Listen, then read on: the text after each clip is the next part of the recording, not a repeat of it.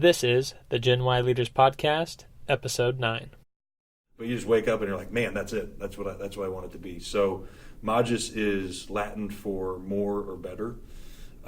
It is, so that's the very base level. But I went to Rockers High School in Kansas City, Jesuit school. And so the Magis is the core tenet of Jesuit spirituality and philosophy. Mm-hmm. And it says, what am I doing today to use the talents that I've been given to be more, be better, get closer to my relationship and to Christ and God, and give to my community. Hey everyone, this is Eric Huey, host of the Gen Y Leaders Podcast, where we interview and learn from millennials who are leaders in their fields. These are individuals who have started their own businesses, have a high-ranking title within companies, or simply pursuing non-traditional means, such as their passion or hobby, to support themselves and their families. There still exists this negative stigma around our generation that we are entitled, lazy, and unreliable, and my goal is to prove that wrong, while also inspiring millennials to become the best versions of themselves and go after their big goals. Hey everyone, and welcome back to the Gen Y Leaders Podcast. Thanks for your time and attention and another episode. Got a great one lined up for you today.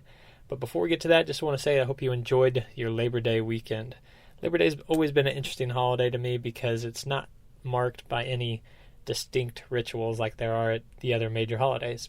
And we tend to forget what it's all about. And as a reminder, it started in the 1800s, and workers were recognizing that they were spending 70 to 80 hours a week on the job and really didn't have any work-life balance like we have today. They hardly ever saw their families or their kids grow up. So they went on strike, actually, but they petitioned to have this national holiday so we get one more day a year considered vacation or time off to be with their friends and families. And it's a good reminder that we do need to offload work. I know for me, I have trouble asking for help, and I tend to try to take on too much, and that's one of the downfalls I've been working on, especially when it comes to finance and accounting. That's just usually over my head. If you struggle with the same, you will love today's conversation with Frank Reardon, who is the founder and president of Magis Business Services. Frank helps us take the fear out of finances by giving us oversight on common mistakes that small business owners make, as well as some tips to avoid them. Here's my interview with Frank Reardon. Welcome to another episode of the Gen Y Leaders Podcast, here with a good friend, Frank Reardon. Frank, thanks for being on the show. Hi, how you doing? Good. Thanks for being here. Frank, I'm going to throw a couple softball questions at you to get us started, and one's fairly simple that I think you're capable of answering from the get-go, but that is just who are you and what do you do for a living, to give our listeners a little bit of background on you. I don't think there's enough time in the night to answer that one, so I'll have to go to the next question now. So my name is Frank Reardon. I am Kansas City born and raised, and I have a CPA license in the state of Missouri and do outsourced CFO and financial consulting for small, medium-sized businesses as well as some startup businesses. For sure. And the good thing for you is no matter what they start, business have money coming in and money going out. Right. So. As long as money's coming in and going out, you're gonna need some accounting and finance work. So exactly. Job security is there's no worry about that. Yeah, no doubt. Second softball question to start us off is, what's your why? What keeps you motivated on this entrepreneurial path? So I think it'd be helpful to kind of paint the picture a little bit where I come from. Yeah. I am the youngest of three kids, but both my parents have huge families, and there are entrepreneurs on both sides. And so specifically, my dad ran his own business for 30 years, and so that's what I grew up with, and was now know the term after grad school. I was a stakeholder of that business without even realizing it, as a little guy. And then as you grew older, you kind of started to realize what he was doing. It wasn't the same as the parents that were lawyers or parents that were working for big corporations in town or whatever. He was doing his own thing and did it quite successfully. And then my uncles all ran their own businesses too. So dinner talk growing up was always about the business, how to make it better, how to make it easier, the pains that they're having from employees, and so that's the life I grew up in. You had a front row seat to it all. I had a front row seat to it, whether I wanted it or not. Right. And also in my family, of all my siblings, it just seemed like things that my dad would talk about. I just got. I'm a numbers guy, and I just followed along with that. So that's the world I grew up in, and then as a genius, I just said, well, what degree did my dad get? He got an accounting degree, and he just said that's a great degree. You're going to get the language of business, and you can do whatever you want with it. And so, I, after some long hard thought, I decided to get an accounting degree and went on the path. Yeah. And so. I come from a family that's pushed themselves and never ever really fit in the box of a corporate world, and so getting out on my own, I think, was always in the back of my head. Mm-hmm. And so what keeps me going and what gets me up in the morning is a combination of excitement for what's out there, as well as a little bit of fear. How am I going to provide for myself, my wife now our daughter? Like how there's some realities that you start facing, and you're like, how are you going to do this? And fear moves you, but it also guides you. So I had the idea to do something on my own, and I just went out and ran for it, and I've met with enough success to keep doing it. Yeah. So it's been a fun journey so far. Mm-hmm. So you touched on it a little bit as far as kind of where you got your entrepreneurial spirit from your dad and your uncles and watching their businesses unfold and evolve. But I guess walk us through kind of a brief overview of your career, how you got to the point where you are now, and maybe your aha moment to where you're like, yeah, I need to be an entrepreneur and start my own business.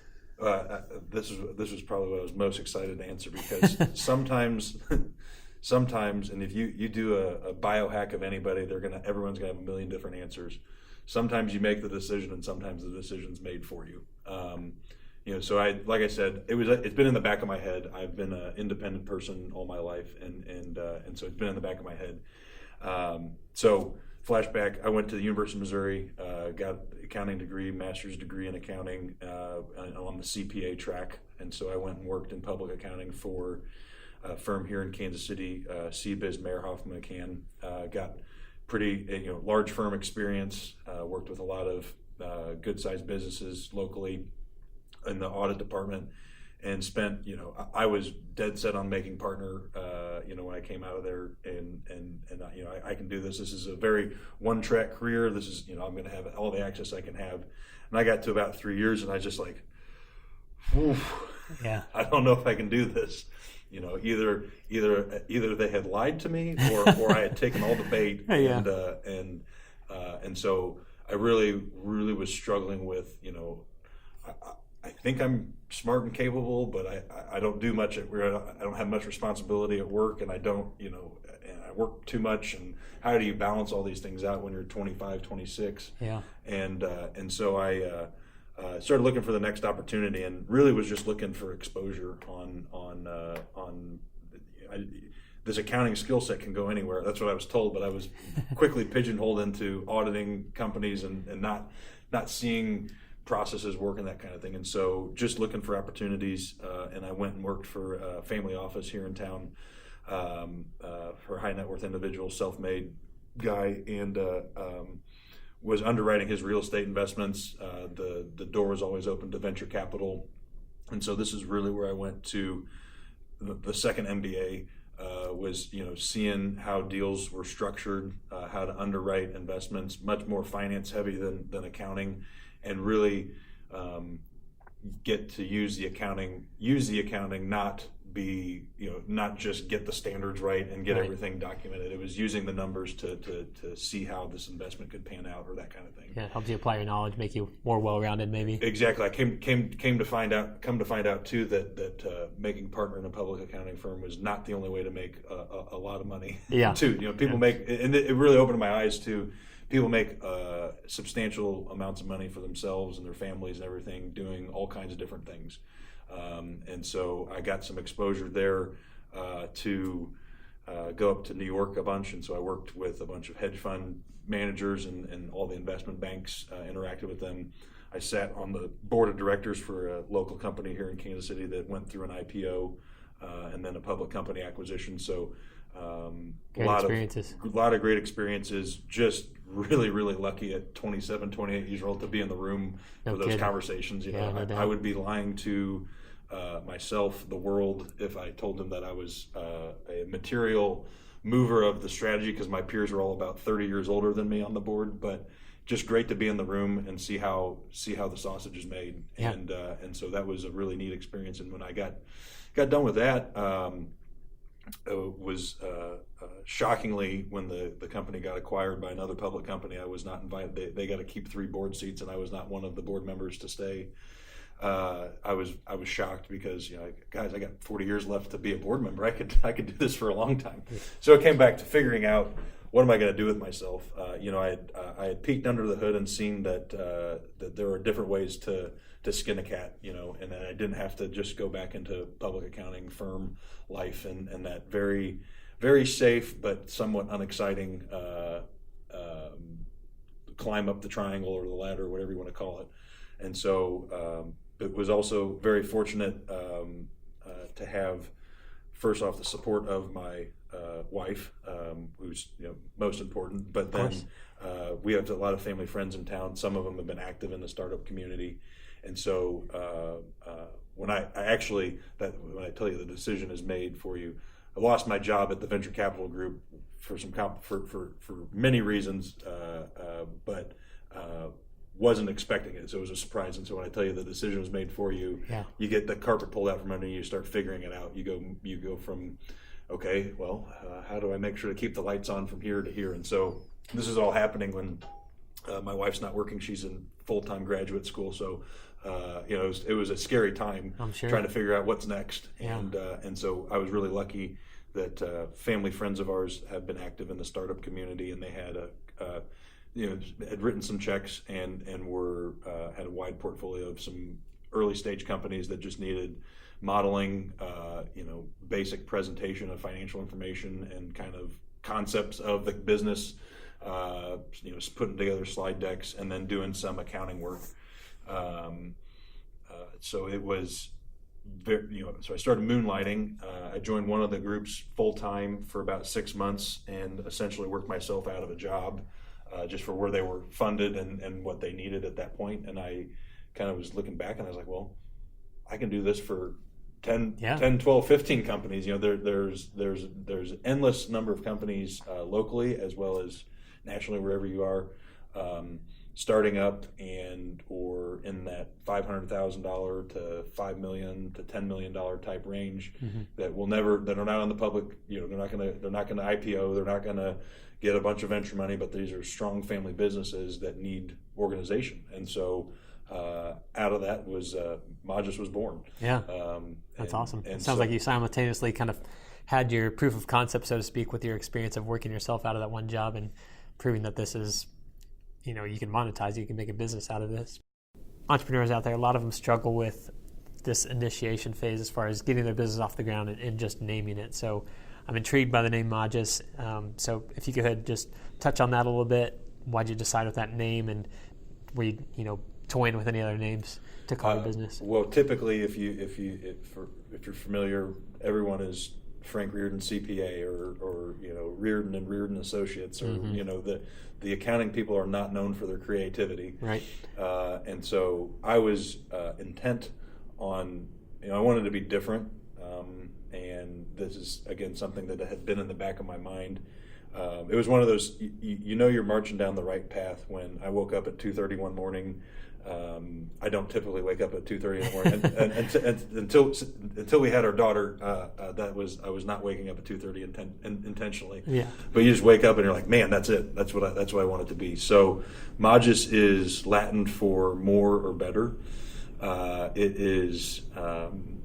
so that's the very base level, but I went to Rockers High School in Kansas City, Jesuit school, and so the Magis is the core tenet of Jesuit spirituality and philosophy, and it says, what am I doing today to use the talents that I've been given to be more, be better, get closer to my relationship and to Christ and God, and give to my community. I want to get better. I want to be more, and then so that's kind of feeds into what I was mentioning earlier with the working out and exercising. Is you got to show up and you got to work at it every day. Everybody's been given a certain set of skills, and what are you doing to use those? Coming back to the Magis part of it is, so let's, more and better. Let's get more money. Let's do things the right way. But let's make our business better every day.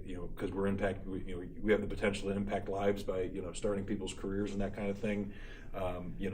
Let's be more fulfilled in what we're doing. Yeah, I love it. It's a beautiful thing with what we're doing. So that's the idea, and it's unique. It doesn't resonate with everybody, but it means something. It's important to me, and it's important to the people I work with. So exactly, that's the starting grounds of it all.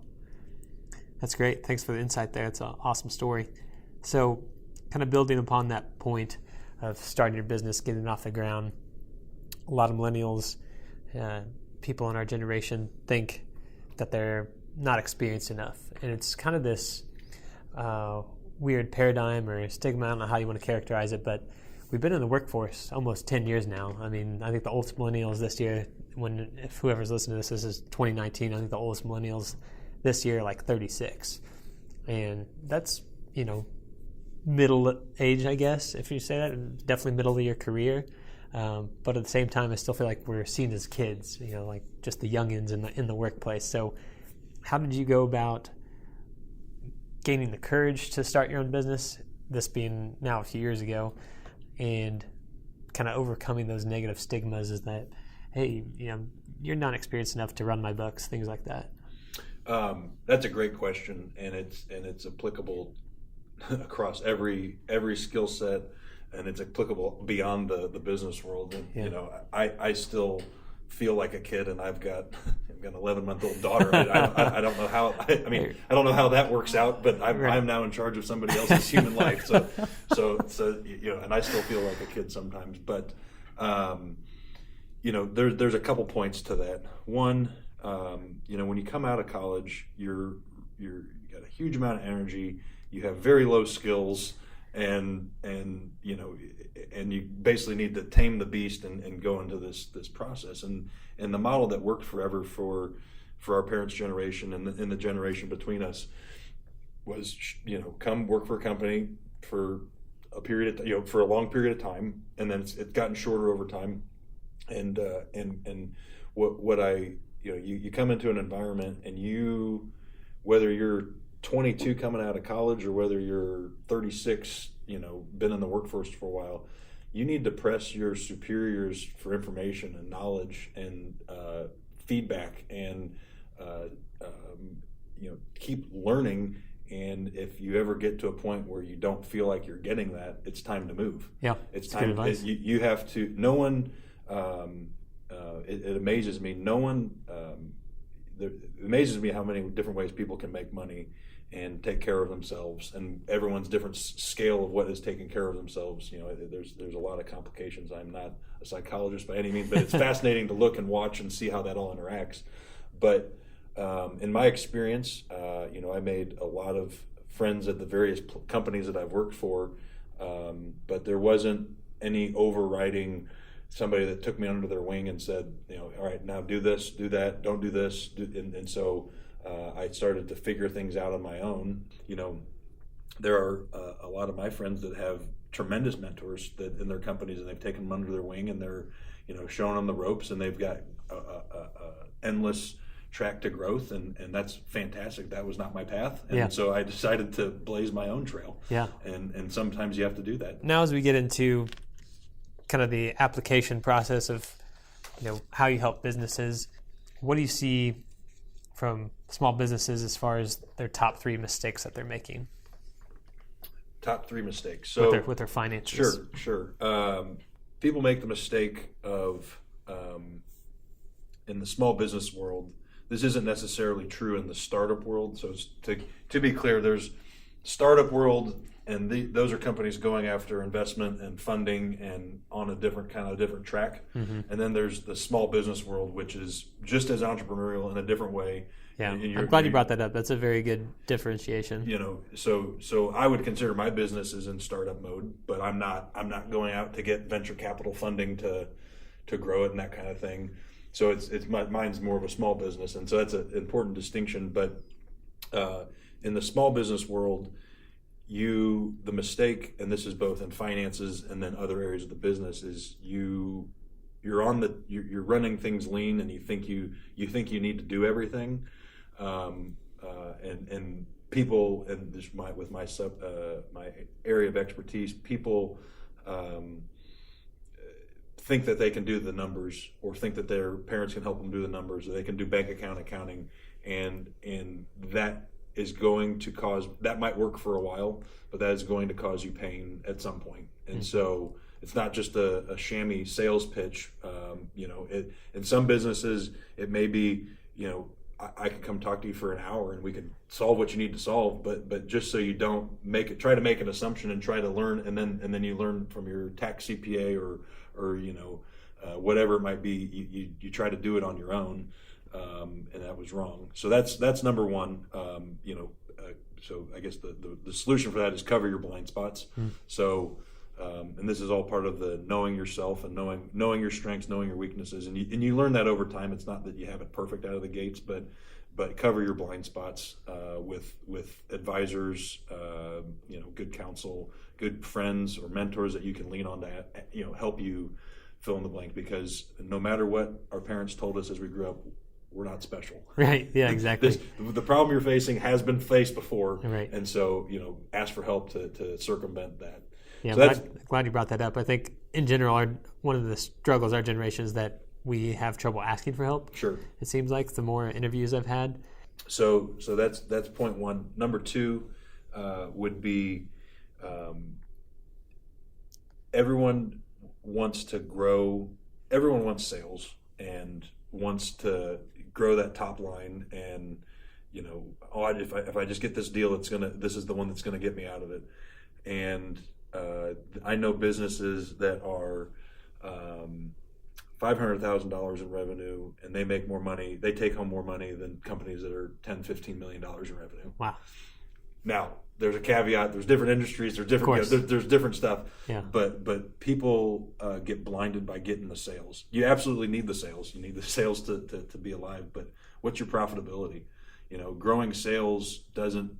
If you're growing sales and not growing your margins, you're just adding headaches without any reward for it. And there's that's a broad brush stroke, but you got to understand how you're making money, and the term I like, and this is a accounting specific, inventory specific thing, but it's not just how much does that cost me, but what's my landed cost? What does that cost me to get it from, if I'm ordering a part, it's not just the part that is $15, that there's freight, there's then it's taking warehouse space. So that part really rolls, and then there's electricity to keep the lights on in the warehouse. Then there's all that there's landed costs, and there's landed costs for every business. So whether you're a service provider, in my world, granted I don't have a ton of cost because the cost is a lot of it's my time, but there's computers, there's paper, there's driving my truck around to meet people. There are costs that you're incurring, insurance, and all those kind of things. And so, really understanding your profitability is important. And if you get your arms around that, then you can move the needle, because now you just realized, well, everyone's buying this, but I'm not making any money on that. Right. Either you need to raise your price or discontinue it or stop marketing it, because if that's going to move itself, that's great. But you got to find the piece in your puzzle that is making your most margin. That's where you want to spend your ad dollars. That's where you want to spend your energy, because that's more margin for you. So, right. That's a great point. I love that one. Good insights. So I'd say that's number two, and number three. There's it can wide range, but everyone. It kind of dovetails off the first point I made, but what you said about not asking for help. A lot of people get themselves into trouble because and get a bad image of accounting and finance folks because their tax CPA is drilling them to get their information in by whatever their tax filing deadline may be, and they can't even close their books or reconcile their bank statement. Right. But all of these resources, whether you get a lawyer involved or insurance guy or whatever, whoever these people are around you, be proactive with them. Ask them questions. We are only as good as what information we have. I've seen a lot of businesses, and I have a good baseline of here's the things we need to do, but that doesn't mean your situation's not unique. And so, it goes back to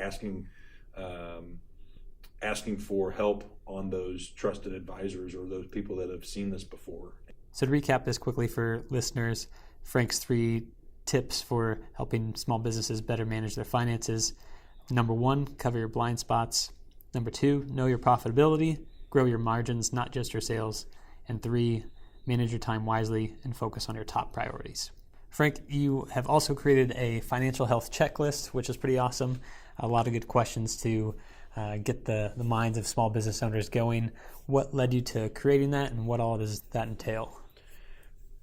So when I was starting the business on my porch, just figuring out how I was going to validate my existence outside the workforce, I started to just jot down questions that I thought people would need answers to, and it has grown with experience, and it's a great tool because everybody's in a different place. If you're in a different industry, if you're in a different stage of the business, different trajectory of the business, all those kind of things. But a lot of these questions come back to process and what's your financial acumen and discipline. And these are things that are meant to just get you thinking, because you come out and you're selling stuff and you're managing maybe a couple of employees, and you're doing your thing.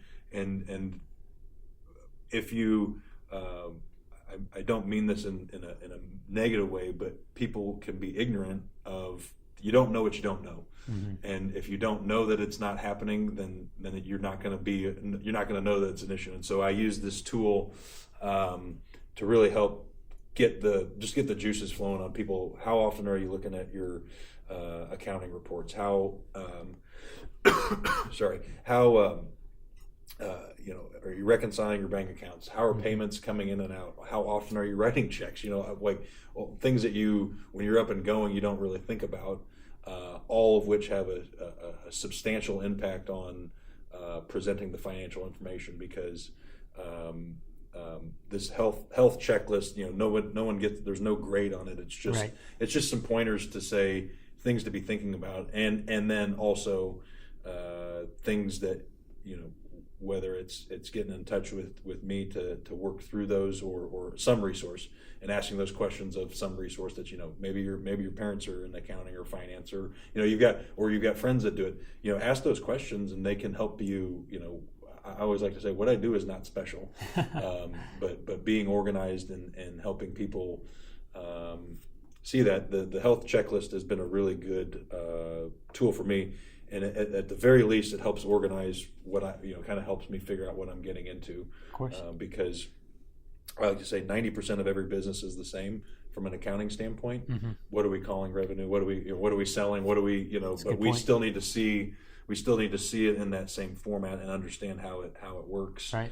And so that kind of helps me, see what are we dealing with a very early stage company? Are we dealing with, are we really trying to focus on growth? Are we really, are we ready to focus on growth? Mm-hmm. Everybody wants to grow, but are we ready to grow? Yeah, because you start doubling and tripling sales, that's going to put a lot of stress on the system. And if the system's not working and or not there, it's going to be painful. Right. So yeah, that's a great point. If you're all right with it, I'd like to link to that in the show notes and provide that as a resource to listeners and anyone who has a small business. It's really a great resource. In particular, one of those questions on there discusses legal or financial structure. At what point would you suggest someone create that legal entity around their business? and what's kind of the strategy behind that? Because there's different types, right? Sure. There's all kinds of different types, and every situation is fairly unique, and this is not to be confused with tax advice. Right. So this is educational, not offering. Yeah. I am not your accountant or lawyer, so this is just kind of good disclosure, educational there.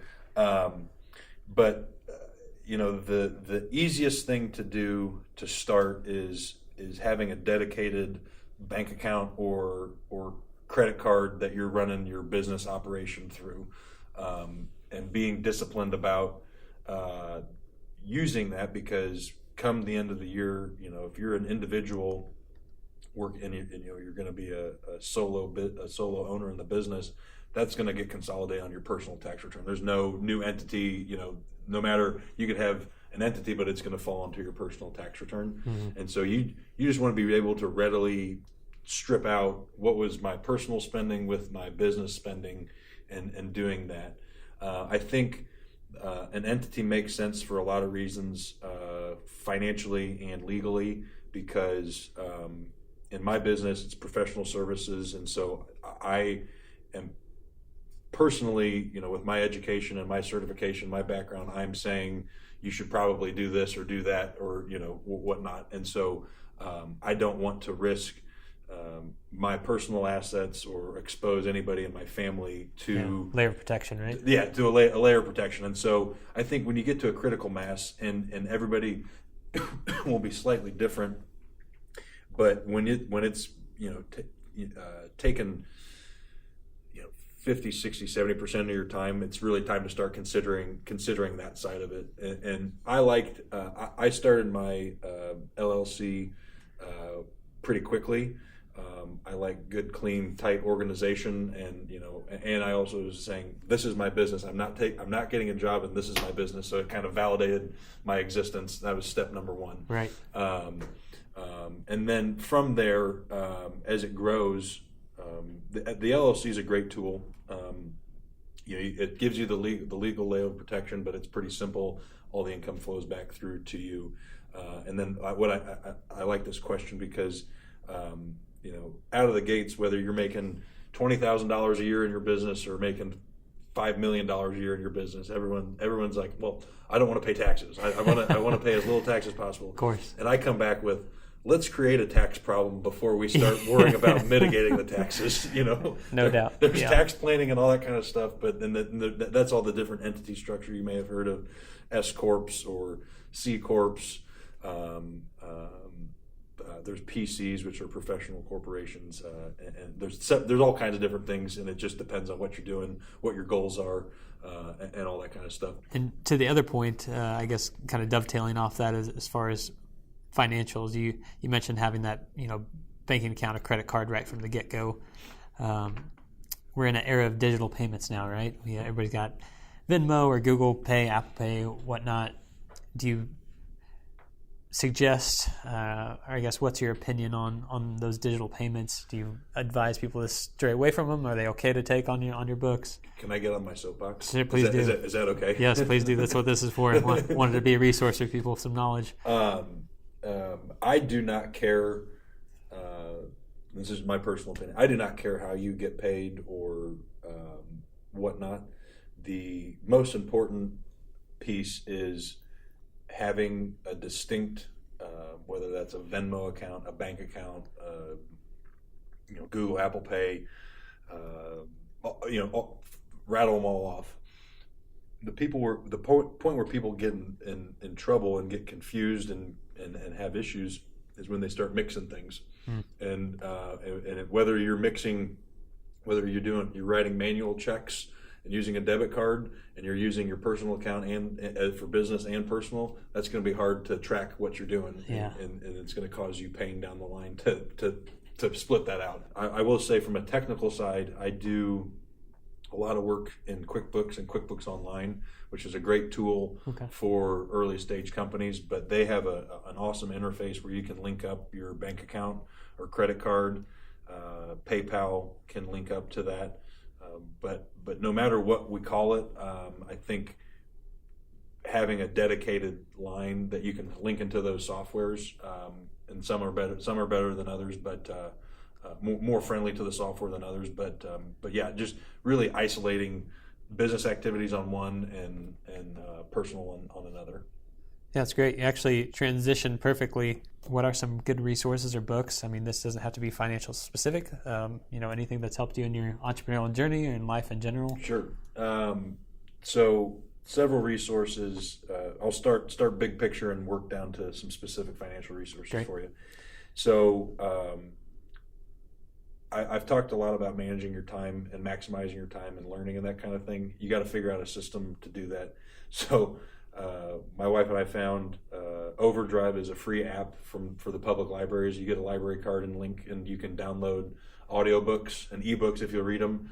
But that just took a lot of dead time in my day of whether I'm driving around town or walking the dog or doing dishes or whatever, and to plug in and listen to books or podcasts or that kind of thing. Yeah, you said that was free? That's free. Yeah, wow. Yeah. So you can get to whatever library, and then if you're a well-connected individual, you can get friends in other cities, and their libraries might be bigger than than your hometown library. There you go.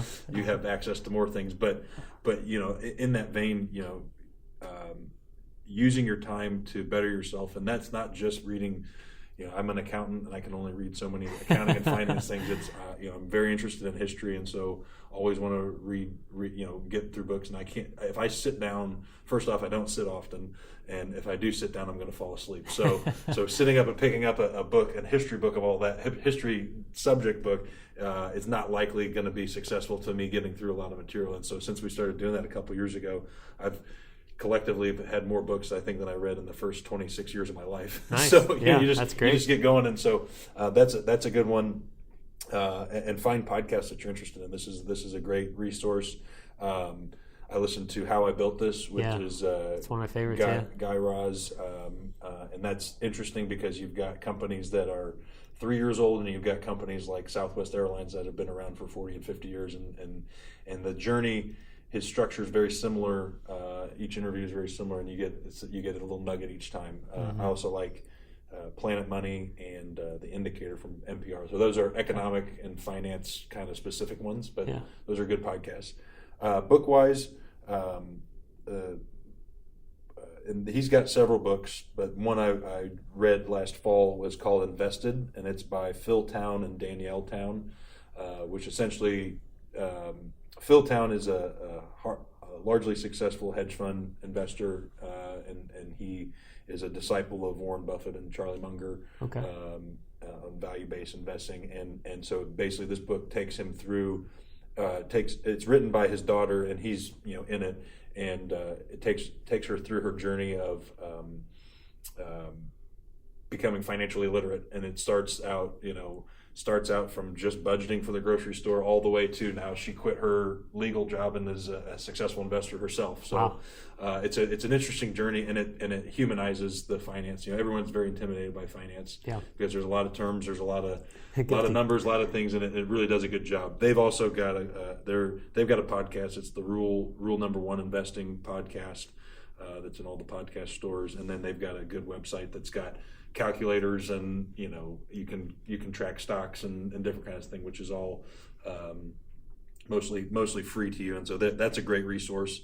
And on a less exciting and thrilling is the local state society of CPAs websites are packed full of information, and so I would be remiss if I left this interview without making a plug for my people. Yeah, for sure. But like the Missouri and Kansas State Society, so if you're really mulling about starting your own business, they've got great templates and kind of. Let's talk about. They can walk you through the structure of your legal structure of your business and all those kind of templates and resources. So I'd look them up online, and try that out. So that's great. Yeah, appreciate. Those are the recommendations. Yeah. There's not enough time in the day for all the podcasts you want to listen to. That's for sure. Well, thanks so much. The last question is on the topic of resources. You've provided a lot of value to listeners, and I also want this to be a resource for you as well. So if any listeners would want to contact you for general advice or small business advice, where can people best get a hold of you? So best place to get a hold of me is I'm very active on LinkedIn. My profile is Frank Reardon CPA, and then my website for the business is Magis CFO, MAGIS CFO.com. If I can be a resource, just check out my website or hit me up on LinkedIn. That'd be great. Awesome. Frank, thanks so much for your time. Really appreciate it. Happy to be here. Thanks for having me. That wraps up today's episode. I want to thank you all again for listening. My name is Eric Huey, and my goal is to provide you with inspiring content that helps you do your job better or go after your big goals. I'd appreciate your feedback with a rating or review on whichever platform you found the show. And if you'd like to share your feedback directly, or if you know someone who would be a great guest on the show, feel free to email me directly at genwhyleaders@gmail.com. That's GENWHYLEADERS@gmail.com. Thanks again. I'll see you next time.